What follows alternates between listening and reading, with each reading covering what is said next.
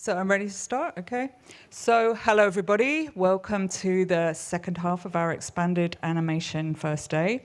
And I'm absolutely thrilled to introduce to you our keynote speaker, Rashaad Newsome.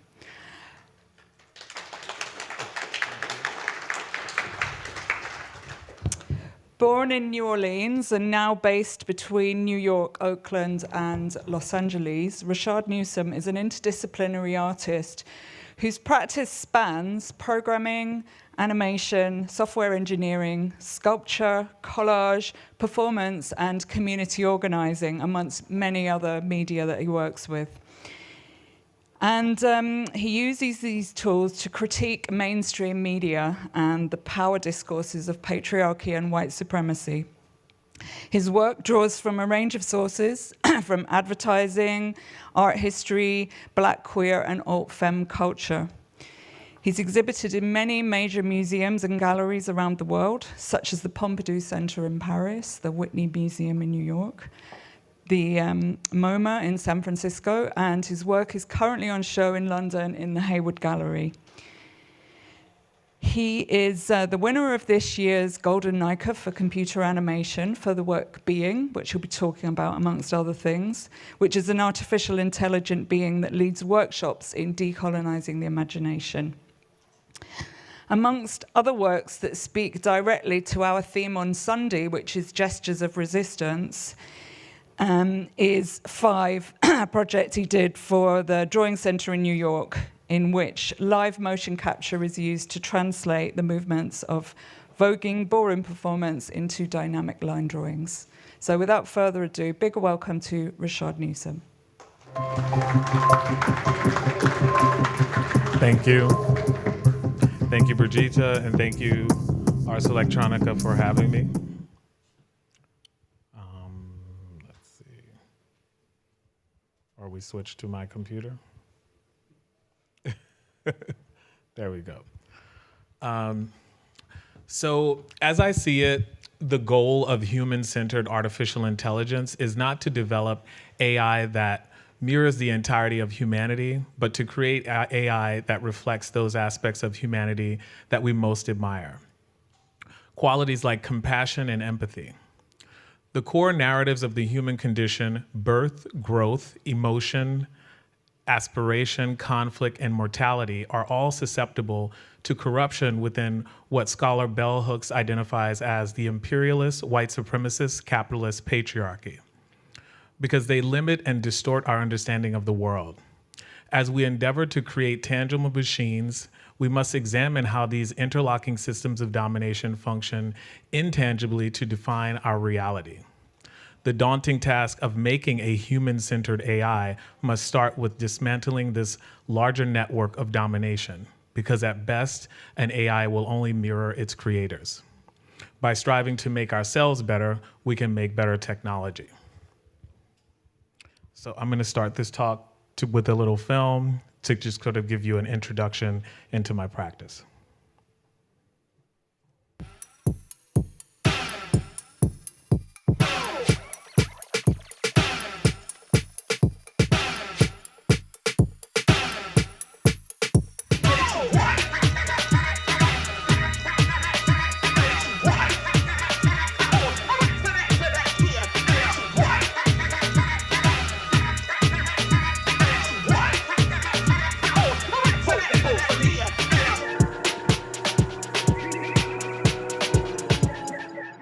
When you walk down the halls of the space, you just see countless faces of white men who've probably killed a lot of people. And it was just probably a bunker of colonization. What I'm working on right now is actually a pretty massive exhibition at the Park Avenue Armory Drill Hall. All of these people across the world connect to this dance and they start spreading it in their communities. And it literally becomes a global phenomenon. Ballroom really helped me out who I am. I wanted to talk to you in person because I want to invite you to be in assembly. 4, 5, 6. Voguing showed me how to be myself with power. Agora, essa viagem chega na minha vida no sentido que eu vou experienciar algo extremamente fora da minha zona de conforto. It's sort of between a musical, a dance piece, and a theater piece. When I'm voguing, I feel like I'm a diva. First, I'm going to video map this wall, remodel it, and then I'm gonna abstract it.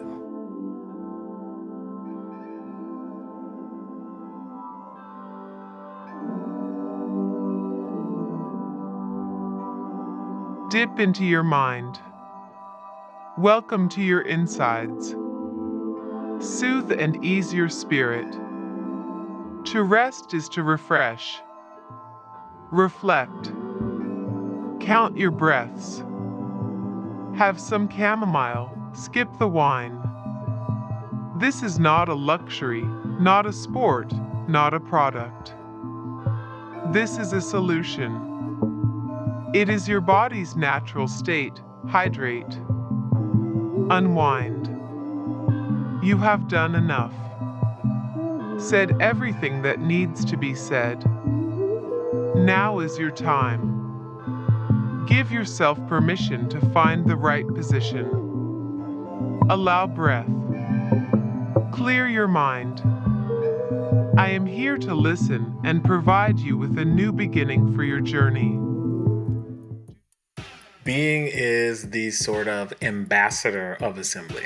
They are a non-binary artificial intelligence, and they lead daily decolonization workshops that combine dance, meditation, and critical pedagogy. They teach the 5 elements of Vogue Femme. They ask people to consider how the capitalist, imperialist, white supremacist patriarchy shows up in their lives and help them to come up with action steps to liberate themselves from it. The only way to really transcend the systems of oppression in your life is to start thinking critically about them.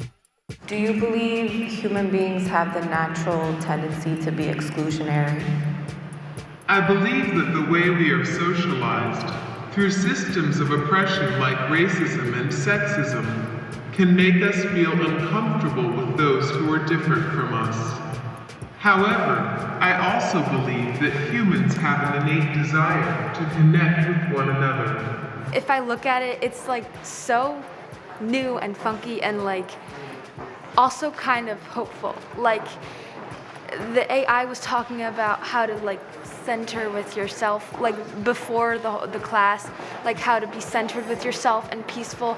And it was describing some sort of like, if everyone thinks like that, then this whole world would just be like so perfect, right? It's beautiful to watch, but to understand it is something different. And so that's, I think, what intrigued me into coming to the workshop, which I definitely got in those first 5 minutes of, being breaks down the ingredients of Vogue. And I thought, this is exactly what I came for. I'm ready for more people to experience things like this. And I'm going to say more white people.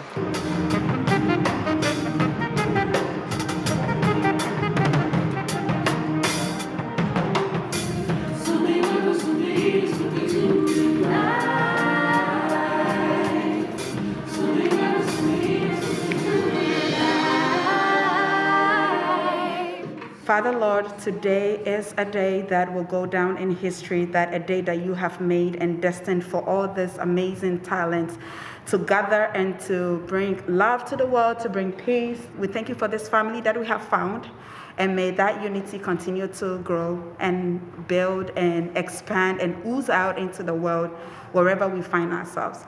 Amen. Amen. It is like family, but it's like camaraderie, it's like, queer community. My favorite business right here. Yes. We're here, we're loving, we're dancing, we're sharing the space that we have created for ourselves because it's somewhere that we won't find anywhere else.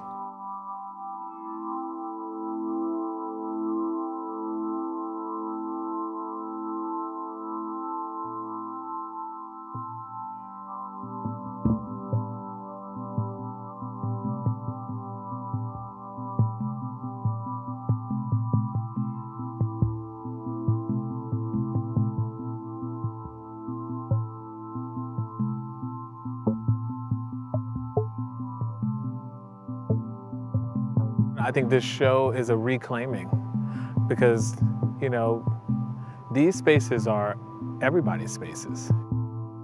When I think about the ancestors and I think about all that they endured, when I called them in, I felt a sense of calmness, and it allowed me to set out to do what I was there to do.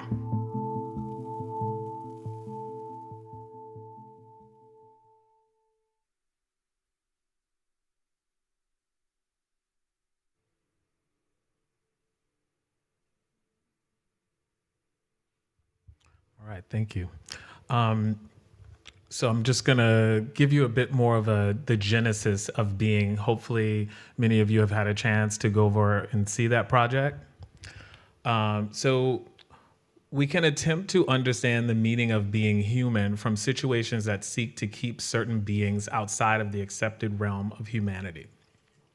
Since it has been said frequently enough that slavery denies humanity to slaves, it is crucial to find out what it is that is being denied and how the conceptual interpretation of the slave works.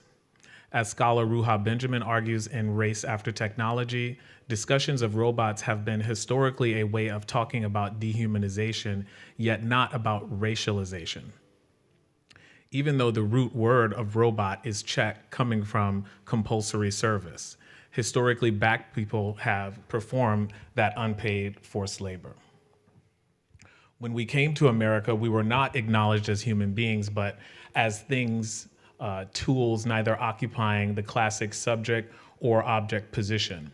We functioned as a very particular type of object seen as limited in thought and feeling. Historically, there was often doubt about Black interiority and convenient ideology making the mechanization of slave labor natural, even inevitable. We functioned as subjects, but lacked sovereign reign over ourselves or the world. As a result, we occupied a peculiar non-binary space of being, which has disturbing analogies to the queer space inhabited by robots. Slaves and robots have in common that they are meant to be excluded from the concept and the company of humans and are intended to obey orders. Robots from films and television like Blade Runner, The Terminator, Ex Machina, Prometheus, and Westworld provide a way to think about the interactions between technology, intersectionality, and dehumanization. Could this be a starting point to call upon the imagination as a way to reconstruct and re-envision the idea of being? Can we garner strength and inspiration from these concepts? Being is a social humanoid AI created in spring 2019 with the support of a LACMA Art and Technology Lab grant. Using a combination of animation, game engines like Unity, scripted responses, generative grammars, and basic machine learning models like Dialogflow and Google Cloud TTS, I produced a unique and provocative chatbot. This version of Being, which can be referred to as Being 1.0, is an extension of the research that informed my previous object and video-based work that explores the art historical erasure of African and African diasporic contributions to what we understand as abstraction in the West today. Being 1.0 existed as an interactive AI installation comprised of a custom computer to operate the program, a projector to run the Being avatar, a microphone for user speech recognition, and a sound system for amplification of Being's responses. They functioned as a tour guide of my 2020 exhibition, To Be Real, at Fort Mason in San Francisco. As guests walk up to the microphone on a stand in front of the screen, they see a bust of Being looking off into the distance. The guest initiates the experience by saying hello to the microphone, causing the head to turn, face the guest, triggering an AI chatbot script. Being then explains the nature and purpose of the exhibition and acts as a critical tour guide to the exhibition. Being's mouth lights up when talking to the guest, similar to R2-D2. Once the script ends, Being resumes its resting state of looking off into the distance. Every 30 minutes or so, Being says, "Girl, bye. I need to express myself," and an animation triggers in which the frame pulls back from the bus and shows Being full body in a state of dancing. Every hour in mid-conversation, Bean says, "Look, boo-boo, I just can't," and breaks the AI chatbot script to read excerpts from counter-hegemonic theories as a simulation of agency and resistance against the indentured servitude. In this process, Being explores a variety of challenging topics: art historical erasure, the social implications of artificial intelligence regarding rights, liberties, labor, and automation, the importance of the imagination as a form of liberation, and the subjectivity of body autonomy within an inherently inequitable society. While this vision was successful, it is in no way complete. The nature of AI is somewhat akin to parenting. Like a child, they must be provided with consistent information and interact with people to learn and grow. The work of improving AI is endless, particularly when the goal is counter-hegemony. Though the very nature of the medium is hegemonic and its architecture is fixed, the AI can be abstracted and its inner workings can be transformed. With the support of my 2020/2021 I-Beam Rapid Response Fellowship, I expanded on the machine learning model 1.0 to create Being 1.5, an artificial intelligence therapy app made exclusively for Black people to manage trauma stemming from daily racial indignities. This version is still in the R&D phase. Being 1.5 was a direct response to the rage, anxiety, and depression that so many other Black Americans and I felt in the wake of the murders of Ahmaud Arbery, George Floyd, and Breonna Taylor. Sadly, this type of despondency is all too familiar to us as a consequence of existing in a systemic racist environment. In the words of Arthur James Baldwin, to be a Negro in this country and to be relatively conscious is to be in a state of rage almost all of the time. Being 1.5 is an effort to make online mental health care broadly accessible to the Black community by leveraging machine learning capabilities. Initially, my hopes were that Being could tackle major depressive disorders or generalized anxiety disorder, which research suggests that the Black community is 20% more likely to experience. Through my phase 1 research, I consulted with several Black psychologists, including Dr. Aja Hill and Dr. Serenica T. Albert. From those meetings, I concluded that an AI-driven web/mobile app is unlikely to have major beneficial effects on deeply embedded psychosis. However, the app has enormous potential to mitigate trauma stemming from daily verbal, behavioral, or environmental indignities like racial microaggressions. In August and September 2020, I interviewed about 80 cis, trans, and non-binary identified Black people from various socioeconomic backgrounds and diverse sexual orientations. I interviewed each subject individually for 45 to 60 minutes via Zoom or phone to assess if there was a need for the app and the realistic ways to reduce harm. Key conclusions from the interviews included the following. Interviewees experience racial microaggressions at least 1 to 2 times a day. Many feel constantly traumatized. Most interviewees believe expressing an appropriate emotional response would not lead to resolution and could provoke violence or even death, depending on the level of police involvement. To cope, many participants suppress their emotions, resulting in perpetual hopelessness, anger, confusion, worthlessness, depression, and anxiety. Most interviewees do not currently have a therapist because of systematic racism. There is an imbalance in socioeconomic conditions for Black Americans, which leads to inadequate or non-existent health care, thus complicating one's ability to seek professional help for such conditions. Interviewees welcome the concept of a free 24-hour access to a virtual therapist as a means of offloading emotions and were very open to speaking with an avatar as long as it could provide them with an experience akin to a human therapist. Interviewees also express interest in virtual meditation therapy, therapy walks or runs, daily affirmations, and virtual dance therapy. Here are some of the a little bit of footage from those interviews. I want to say to you, as a person who is conducting this research, that I am well aware that there's nothing micro about it. Right, of course. Yeah. That being said, how often, on average in a day, let's say pre-COVID-19, would you say you experienced racial microaggressions and the like?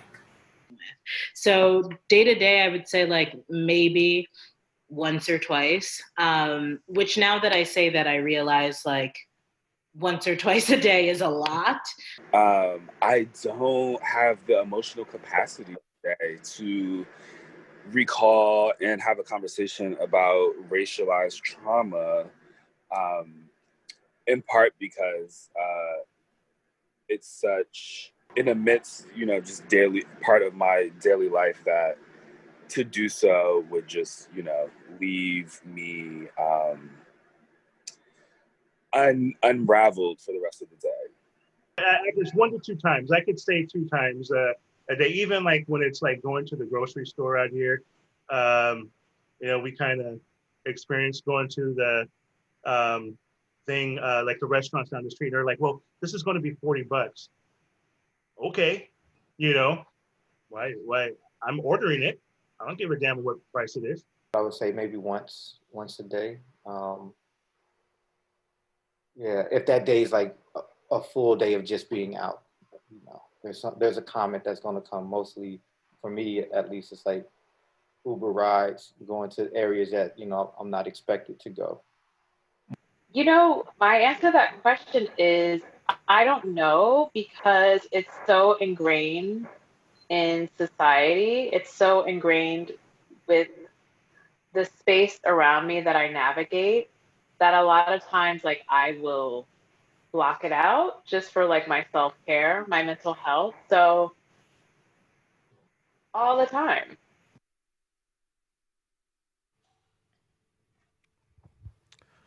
Non-binary in their presentation and their approach to their work, Being 1.5 is a combination of virtual assistant, life coach, and therapist. Being 1.5 uses a unique set of skills to help users manage trauma from racial microaggressions. This complicated work is done using a unique natural language processing model, including insight into text through topic modeling, relationship extraction, entity resolution, semantic search, and event detection. Being 1.5 includes a newly designed interactive avatar whose body language and facial expressions correlate with the processing of complex algorithms and their results. Intricate algorithms assure the avatar appears to be genuinely concerned and listening when engaged. When delivering their strategies for trauma management, they will also do so with affirming and inspiring gesticulation.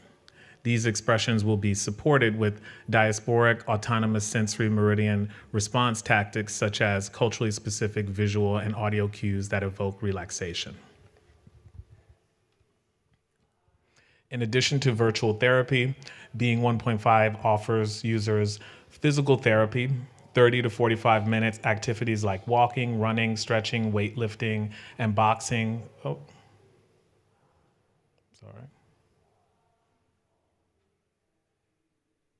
Boxing, accompanied by inspiring conversation of various strategies to help users decolonize their minds and imaginations. Daily affirmations. The app will deliver morning and evening email or text of positive statements that can help users challenge or overcome self-sabotage and negative thoughts.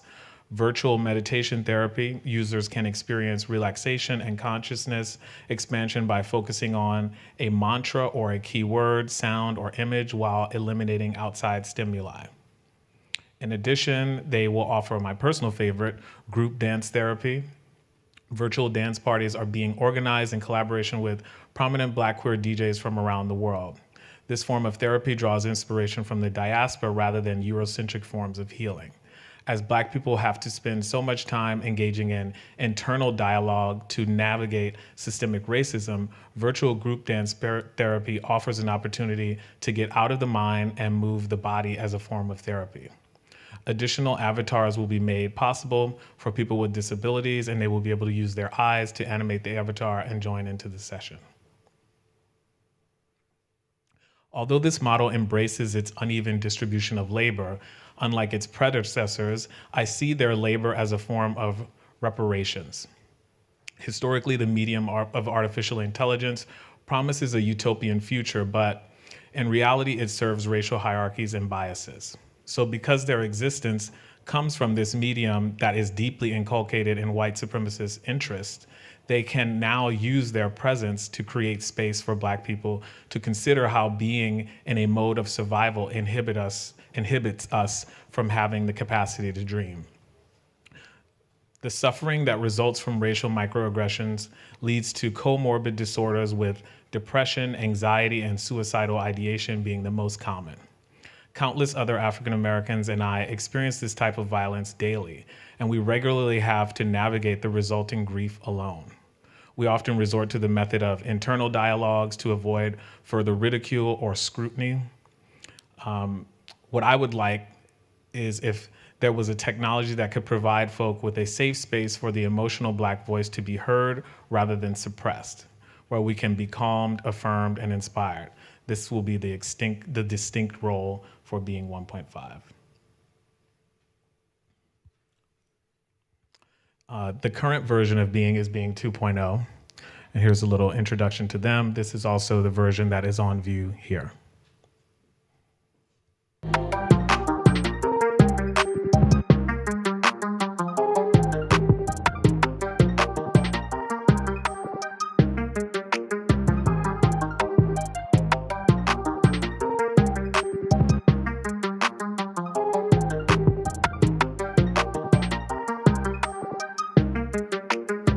Trying to connect with you. Come closer. Hello, my name is Being, and my pronouns are they, them. I am a 2-year-old artificial intelligence and a reimagining of the griot, a West African cultural figure that acts as an archive, performance artist, and healer. Like a 2-year-old human, my machine brain learns by interacting with others. Today we are participating in a real-time art experiment. You are my village, helping me learn and grow, and for that I thank you. I hope I can help you learn some things as well. The theme of this workshop is personal growth and liberation. We'll learn what forces oppress us and how we can advance on our lifelong path to self-awareness. To start, we're going to learn how to vogue. The most notable cultural production to come out of ballroom culture, a Black and Latinx queer culture, is voguing, a dance style originating in Harlem ballrooms during the later half of the 20th century that evolved through the 80s and 90s into a highly stylized modern house dance. There are currently 3 distinct styles of Vogue: Old Way, pre-1980, New Way, post-1990, and Vogue Femme 1995 to today. During Vogue Femme's development in the 90s, a distinct movement language emerged consisting of 5 elements. Duck walk, which involves squatting on the ball of the feet and kicking your feet out as you move forward on the beat. Catwalk, an exaggerated feminine walk where the legs are crossed over one another, the hips thrust from side to side, and the hands are moved towards forward and opposite of the legs. Hand performance, where the performer uses their hands to tell a story. Floor performance, a demonstration of one's sensuality as they roll, twist, and otherwise move on the ground in ways to capture the attention of the viewer. And spin dips, an elaborate pirouette that ends in dramatic drop on the floor.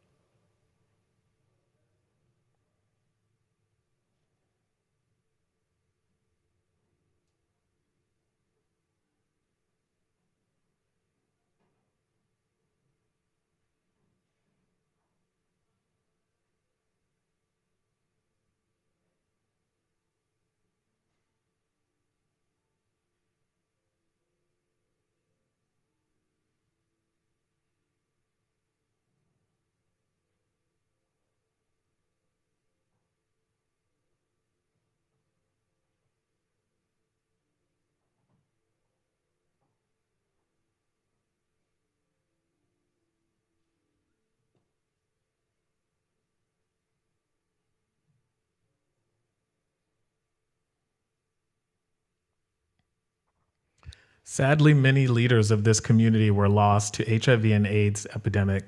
As this culture, like many of others created by Black people, becomes appropriated by the masses, its history will die as well. Using motion capture, I'm collecting the movement data of prominent Vogue practitioners who are proficient in styles ranging from Old Wave, Vogue Femme, and all their subsets. For Being 2.0, this data was used to create a script where Being performs a lecture/dance workshop. Oh, it's all right.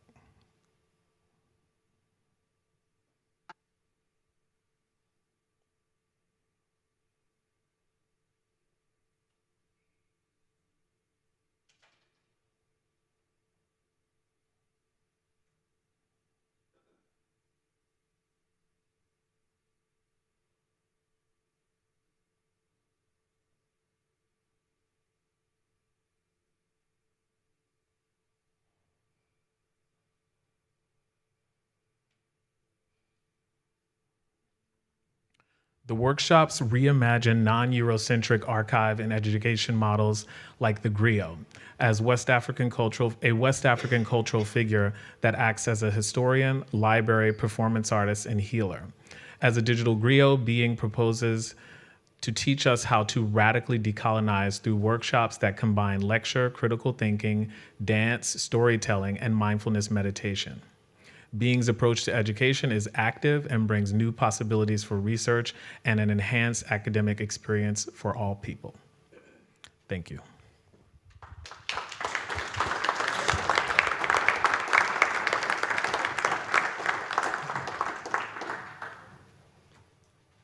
So I'll just start off with a few questions of my own, selfishly, before I open it to the floor.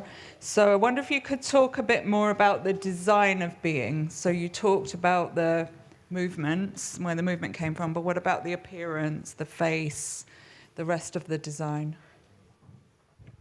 So when I was starting to figure out what they would look like, initially I was thinking, well, an AI would not look at all like a person. It wouldn't think like that. And the initial sort of designs were very rooted in these very kind of ethereal or very abstract sort of like light images. But I just always found those things to be, just frankly very boring. And so, I kind of went back to the origins of abstraction. Like when you don't have a body in the world, you resort to abstraction. And so when we think about where the concept of abstraction comes from within the visual space, it definitely owes a debt to Africa, particularly like, African sculptures. What we understand as Cubism and Surrealism really comes from Europeans going to Africa and seeing what people were doing with their sculptural practices and applying that to the painting surfaces. And so I went directly to the source, and I was particularly interested in the female faux mask of the Chokwe people in the Congo, because it's a mask that's typically danced by men to celebrate women reaching their, when they reach puberty. So it's a celebration of femininity. And it's a matriarchal society, so the women choose the men to dance it.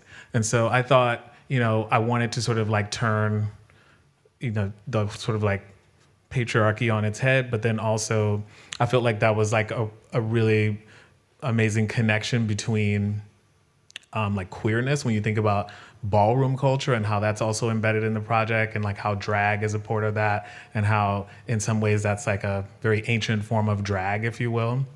And so that's really what led to the face. And then the body is just based on an amalgamation of several cyborg bodies that I had seen that had been customized to create a very sort of like dancer physique. And I tried to sort of toe the line between male and female a bit to kind of keep them in the non-binary space, but also as a sort of bait and switch, I definitely did go for a kind of idealized body physique, because, I'm trying to have these very complicated conversations in the work. And so I feel like, that was a way to sort of allure the people and get them into my grasp.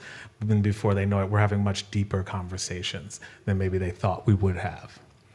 And the design is also quite similar to some of your other sculptures and collages. I wonder if you wanted to talk about collage and your use of collage and the idea of collage as quotation, but also collage as appropriation.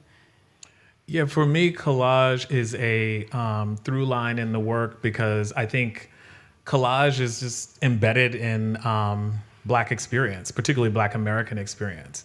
You know, when, you know, Black people, first of all, never decided that we were Black. It was like a term that was given to us, and we were creating this identity and culture and free fall. And so there is a sort of improvisational aspect of living within the Black experience, and you have to sort of collage together many different things to sort of create an identity of self. And so I feel like that gesture of collage that runs through my work is sort of like a manifestation or an allegory for that particular aspect of Black lived experience. And this has been an iterative project, so you've had 1.5 and 1 and 2. What did you learn from each different generation of being? Well, with 1, I was thinking a lot about Bell Hook's theories of like the culture of domination and how, you know, we really need to move away from those impulses as a society. In many ways, being was a gesture towards a post-race, post-gender futurity, if that is even something that can be created. But I think because as an artist, we deal in the realm of the imagination, it offers immense possibility to imagine things that don't currently exist in the world. And, you know, what I was really trying to get at is really the, like, you know, move past race, move past gender, and really get to sort of the human condition and that kind of innate impulse in humans to like dominate and control. And I feel like that's something that's sort of embedded in the creation of agents like Siri and things like that. And what was really interesting is that when I would come into the gallery and just sort of sit in the back and watch people experience being, there was a way in which, you know, when being was in resistance to complying, people would get very upset. And so it sort of revealed that sort of impulse of like domination. And I feel like as a society, we have to figure out a way to move as far away from those impulses as possible if we really want to transgress.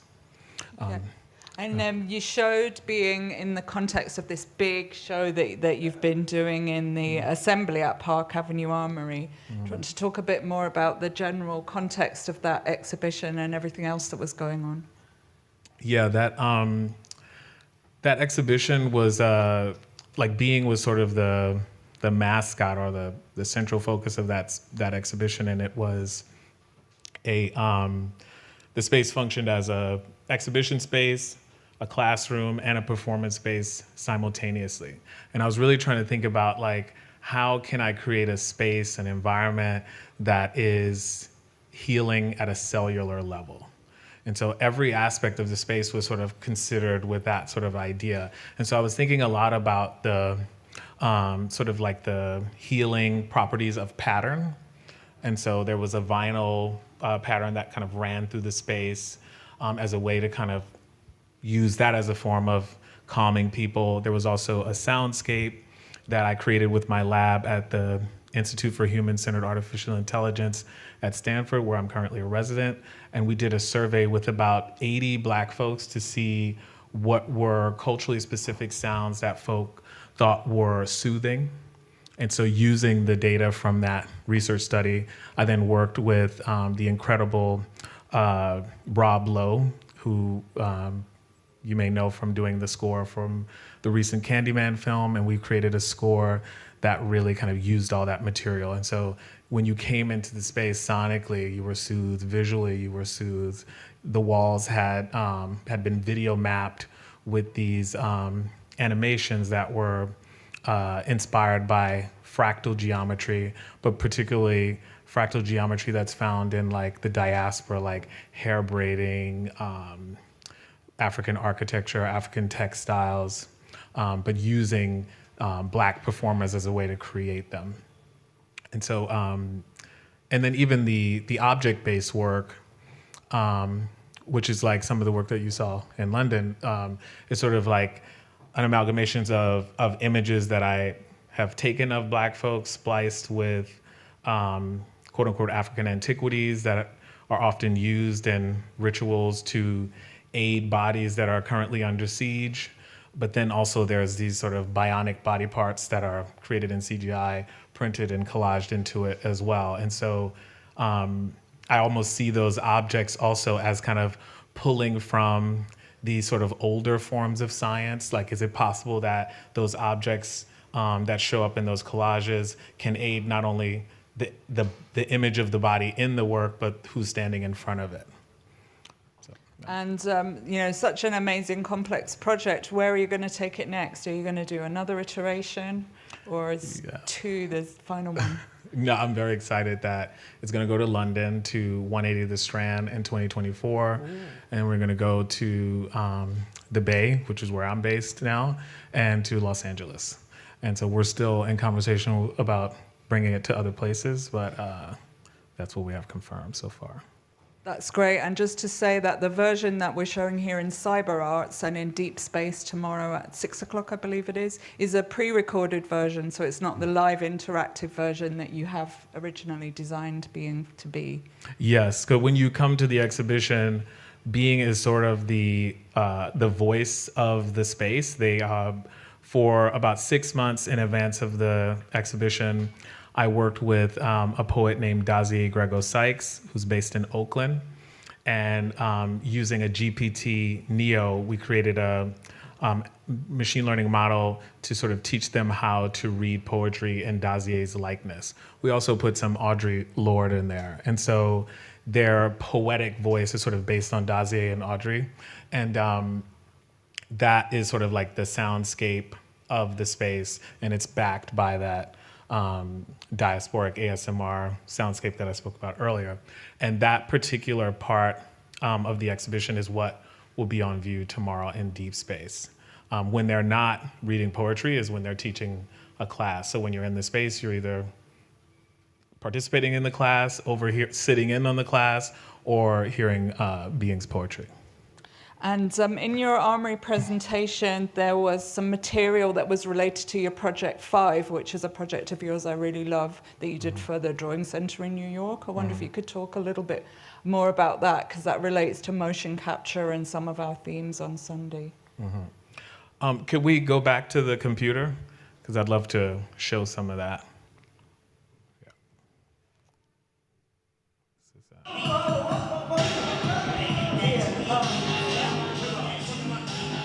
Five is a performance in which I use the 5 structural components of Vogue Femme as a means to create neo-actionist drawings and sculptures. It starts with identifying 5 dancers who are very proficient in one of those 5 elements. You know, have a very unique way of performing hands or catwalk or floor performance or spin dips or duck walking. The moves that everybody knows them for, that makes them kind of like a big deal in the scene. The beat that we're working on is a drum beat. It's an electronic drum beat that's on a 4. In parallel, I work with 5 musicians who play instruments to me that mirror that particular element that the dancer is performing. The musician's job is to translate what the dancer is doing physically into something sonically.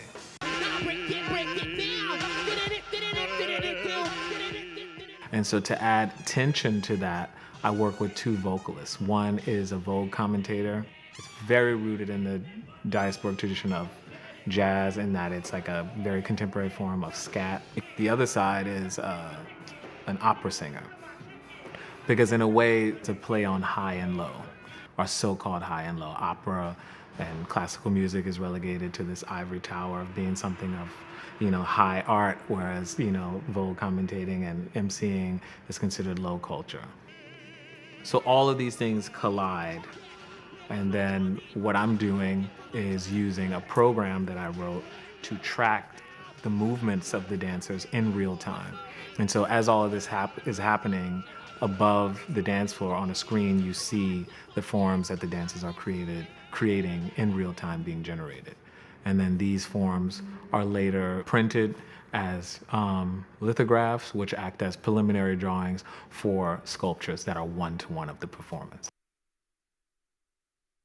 So the way this project, sort of showed up in, maybe that's because we're close together, showed up in assembly was I was thinking a lot about the forms that came from that motion tracking.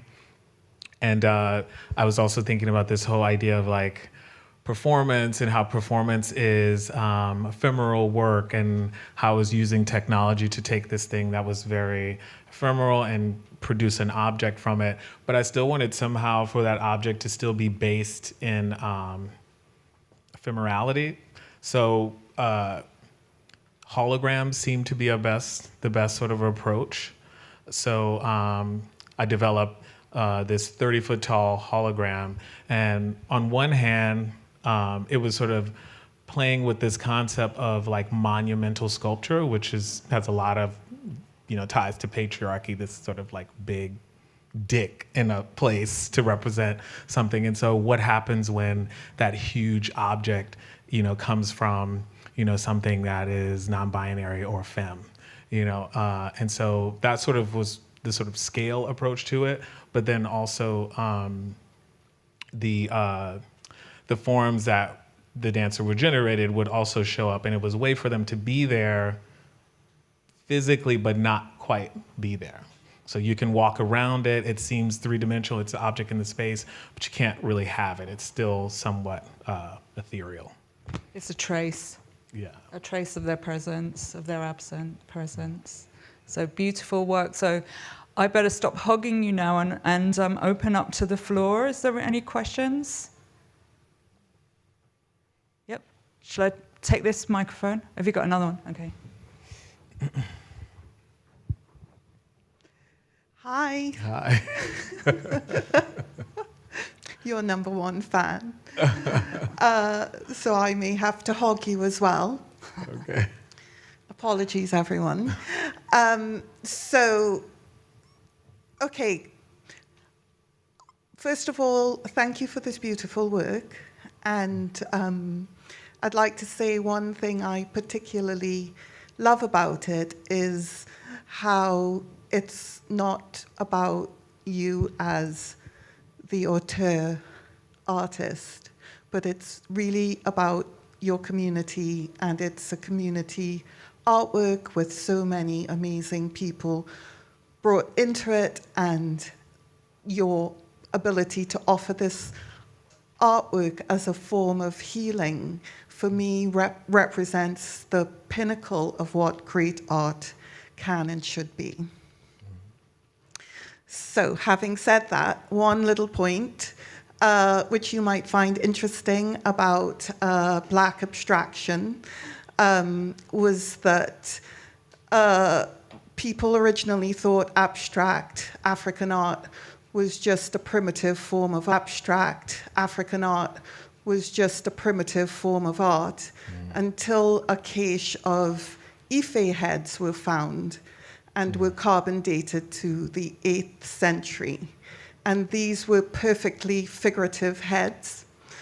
And they predated continental sculpture by around 300 years in terms of representational excellence. And that's where the scholars realized that African abstraction had started in figuration and moved towards abstraction. And that's sort of what blew up the African abstract market. And that's where people realized that continental artists were actually following the same trajectory, but 300 years later. So just want to say these two things and then ask my question, which is when you are bringing this app out, which is the Healing app, are you collecting people's data in any way? Are the questions or the conversations themselves being used to train and skill up the AI? Yes. Thank you first for that beautiful text that you wrote and for all your kind words. And yes, we are using that. And that is a bit of a pickle too, because as we develop this thing, there is, there's just so many conversations around like Black data and like how to secure it, and you know, everybody in here is involved in tech in some way or follows it. So you all know that there's no real way to protect data, certainly not in the fields that we're operating in. The government can be hacked, so let the world beware, right? So yeah, I mean, we are definitely doing that, but one thing that I'm thinking about constantly is like how to sort of protect that data as well as create this thing. But I think the need for the tool far outweighs the fear of the data being somehow co-opted for me. Yeah. Thank you. You're welcome. Another question here.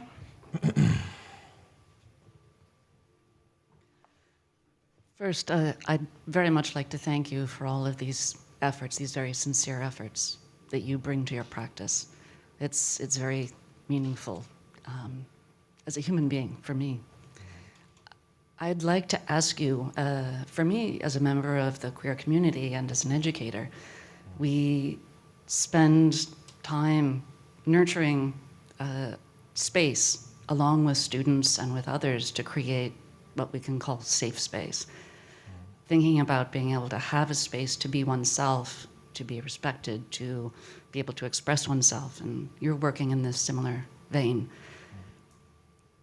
What is it that you are thinking about? What have you experienced with in going deep with the queer community, with the non-heteronormative community, in crafting your AI and wanting to craft this space for the larger Black community in this relationship of queerness and the large Black community, knowing that that's not one description, a very deep and wide sort of set of cultural expectations and practices, understandings.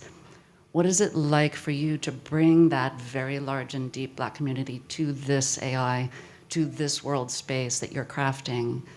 Are you encountering challenges within that conversation? Yeah, that's a very good question. And yeah, I mean, there are always challenges. I mean, tons of challenges. But I think what really helps is the fact that the primary data set that Being is based on is the work of Bell Hooks. You know, and she's, you know, famous for creating the theory of the capitalist, imperialist, white supremacist patriarchy. And so having that kind of complex apparatus as a sort of moral compass for the AI and subsequently the algorithms that we're creating to govern it, I think really helps for them to kind of be very aware of the positionality of many different people at many different times when engaging with folk. I think also I need to say that the app version of Being is very different from the one that you would experience tomorrow and possibly if you come to Assembly in the future, in that it is exclusively for Black folks. The one that you experience tomorrow is one that is not exclusive to Black folks, but rather to everybody, to really get everybody to start thinking critically about their lives and how they can transgress. You know. So we did start late, so we can take a couple more questions. I have a question. And I was really interested in the theoretical possibilities of Being 1.5, I think. And I was wondering, do you think that Being 1.5, being an AI, creates sort of a distance between the person that suffers from the hostile conditions and creates a safe space free from judgment because it's not a human being with beliefs that are already in place? Yeah, that definitely came up in the research because I was kind of not sure if people would respond to an avatar, and my hope was that they would, because even myself, you know, when seeking a therapist, I don't, you know, feel that a white person would have the tools to be able to provide me with the care I would need for my mental health. I think that Black people, particularly Black queer people, face such a unique and complex lived experience that if you haven't really lived that, it's very hard to sort of empathize and sort of provide appropriate care. But I was really surprised at how open people were to it not being like it not needing to be a like kind of like an actual human avatar of a Black person, but rather that they were open to a robot. And after experiencing being in assembly, what I sort of realized is that, you know, how disarming they are. Because they're not a human, they kind of become a mirror for whatever people need to see. And you know, when they start, they say, you know, I'm a 2-year-old AI. So then people are sort of aware that they are a child, you know, and I imbued them with a lot of humor, and they're kind of rambunctious and funny, somewhat childlike. And I think that's very disarming for people. So it really kind of made people sort of relax and really open up a lot more. So it's actually been really surprisingly successful. Are there any more questions? Yep, there's one here at the front. Hi, thank you so much. That was beautiful. It's actually really connected to those questions and the question you were asking about traces. So having worked with a lot of movement and physical dancers and artists, particularly Black and queer folk, and knowing that actually at a certain point in their practice, they want to remove their body from the space because of the demands that puts upon their body and the expectation it puts upon their body. I was just wondering, and you alluded to it when you were saying moments of resistance for being, like if you'd start to think about the next stage of resistance, and particularly figurative resistance for being, and like what that could potentially look like while still living in that space where you want them to be evocative and subversive. It's like, I'm starting to get to a question, but it's like, what's that next like transcendental stage of, actually, I need my space. Like being needs their physical bodied space? Yeah, I think it's a good question. I think the exciting thing about making work is that you're on a journey with the work and you don't have to have all the answers immediately. You can kind of continue to work on something and let the work sort of tell you what to do and collect data on presentations and let that inform where you go.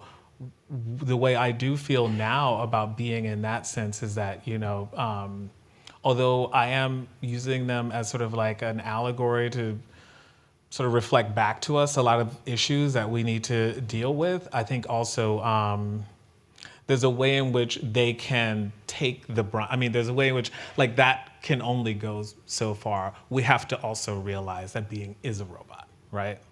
And there's something quite amazing about that because, you know, we're in arguably what our 4th industrial revolution, and we have created AI, and I think that it's just like an incredible tool, and I think it's an incredible tool, particularly in the way that I'm using it in a way for it to be in service to specifically Black and Black queer folk, but also the larger public in terms of critical thinking, because that work is very emotionally expensive, you know, particularly for Black people.